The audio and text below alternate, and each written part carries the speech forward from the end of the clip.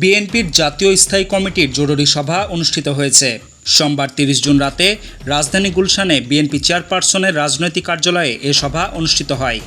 সভায় লন্ডন থেকে ভার্চুয়ালি যুক্ত হয়ে সভাপতিত্ব করেন দলটির ভারপ্রাপ্ত চেয়ারম্যান তারেক রহমান।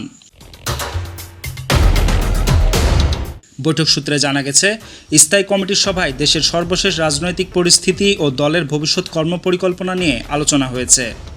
সভায় উপস্থিত ছিলেন দলের মহাসচিব মির্জা ফখরুল ইসলাম আলমগীর, স্থায়ী কমিটির সদস্য doctor Khandakar Mosharraf Hossain, Nazrul Islam Khan, doctor Abdul Moin Khan, Gayeshwar Chandra Roy, Mirza Abbas, Amir Khasru Mahmud Chowdhury, Selima Rahman, doctor AZM Zahid Hossain, major অব হাফিজউদ্দিন আহমেদ, বীর বিক্রম ও সালাহ উদ্দিন আহমেদ। নিউজ ডেস্ক, প্রতিফলন।